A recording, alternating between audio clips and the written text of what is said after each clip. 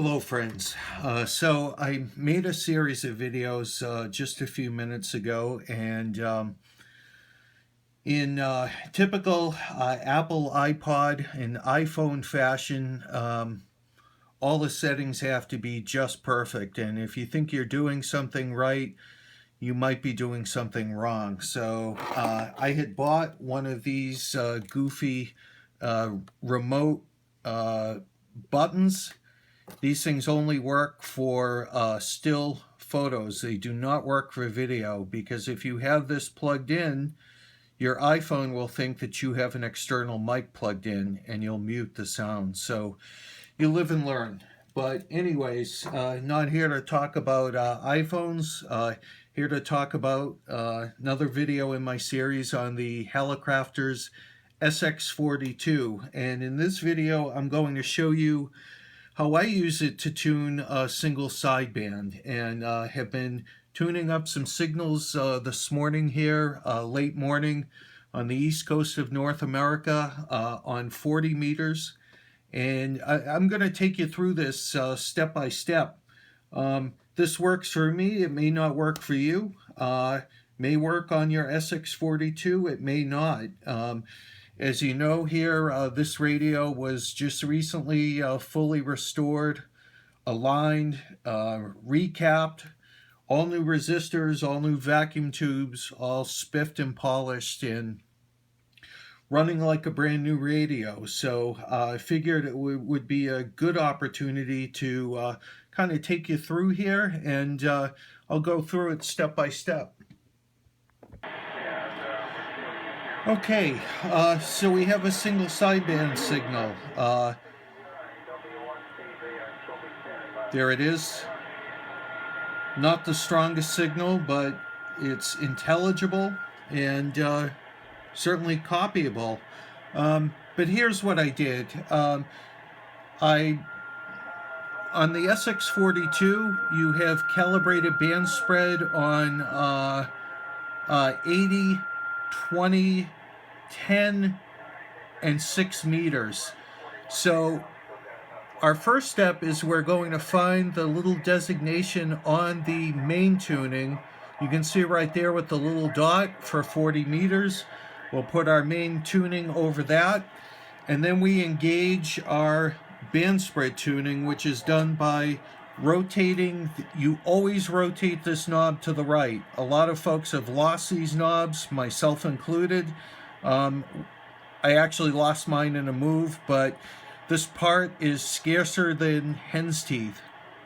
I was able to, during the restoration, was able to source a replacement, but you always rotate that knob to the right. And by doing so, you alternate between locking the band spread knob and locking the main tuning. So we'll twist it again. Okay, now our band spread is working. Next thing I do is turn off my automatic volume control. That's going to give you some better sound quality. Selectivity I've got on sharp, tone I've got on medium. I turn the volume all the way up and then use the sensitivity as a gain control. That seems to work out pretty well. Right now I've got it at about 4 CW pitch.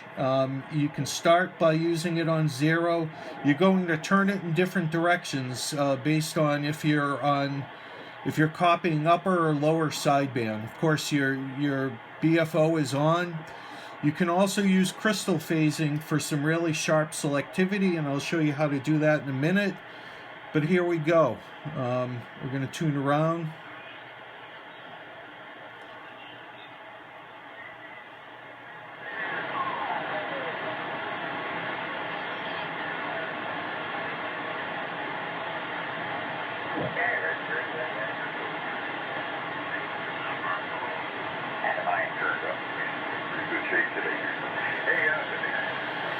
Pretty easy to do. On this radio, it is easy. I can tell you, compared to my S38, it's a heck of a lot easier to do on this radio. But it does work. If I want to make my selectivity even sharper, maybe there's a nearby carrier. I can switch my crystal phasing on, and I can tune it with the variable up top. But just like my regular selectivity, I've got sharp, medium, and broad. I like to switch it between sharp and then the broad setting on the crystal. Does a really nice job. This was originally designed for Morse code for CW, but seems to work on single sideband too. But next step, I'm going to show you a couple of little quirks, couple of little tips that I use, and hopefully this will help you copy single sideband.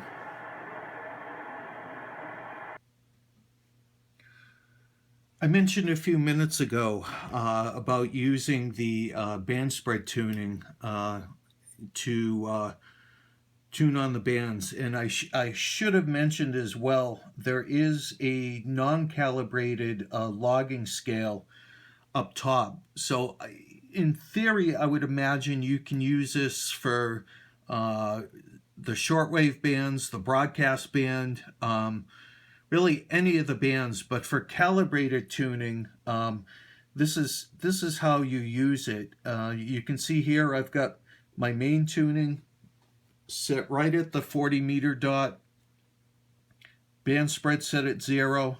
We're going to disengage the main tuning here and turn on the band spread. That's how we do it. So just a single rotation till it clicks to the right, and now our band spread tuning is free. So let's bring this back up. Now we can tune, and when you tune the band spread, it's actually tuning down. So see if I can show this to you. Try to do this one-handed, but you can see it's tuning downwards. So really works nice, very smooth. And let's see if we can get a another signal. There we go. There's a single sideband signal, pretty decent. You do lose use of your S meter, so that's one thing I should point out. Playing around with the RF gain with the sensitivity, and you are going to lose that, but it's a small sacrifice. Turn that off. Comes in great. If I get that Donald Duck sound, I can change my pitch. There you go. Very nice, very intelligible. This receiver does not have a product detector, but it's, as you can hear right here, it's not the end of the world. You're not going to be losing sleep trying to tune in single sideband. It's going to be very easy and very enjoyable. Here's our phasing.